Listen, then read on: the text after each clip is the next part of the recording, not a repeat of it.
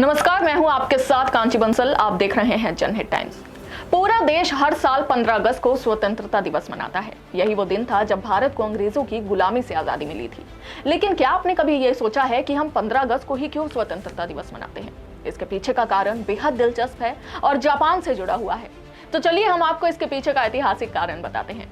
Mountbatten Bharat के अंतिम British governor general थे।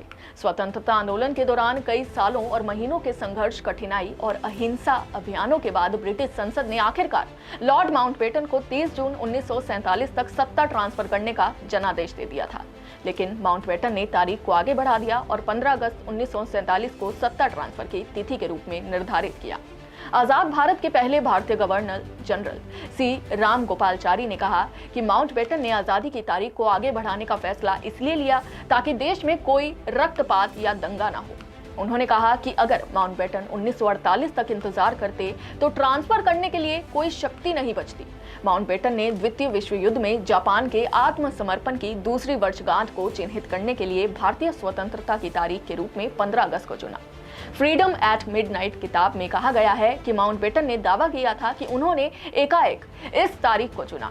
इस तारीख को चुनने के पीछे एक प्रश्न का उत्तर था, जिसके जरिए वे ये बताना चाहते थे कि माउंटबेटन ही पूरे आयोजन के मास्टर थे। जब उनसे पूछा गया कि क्या कोई तिथि निर्धारित की गई है, तब उन्हें पता था कि जल्द ही ये होगा। उनका अनुमान था कि ये अगस्त या सितंबर में होगा और फिर इसी कारण उन्होंने 15 अगस्त को भारत की आजादी के लिए चुन लिया।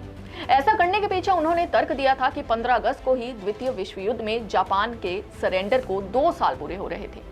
माउंटबेटन के निर्णय के बाद ब्रिटिश हाउस ऑफ कॉमन्स ने 4 जुलाई 1947 को भारतीय स्वतंत्रता विधेयक पारित किया। इस तरह भारत 15 अगस्त 1947 को आजादी का पर्व मनाने लगा।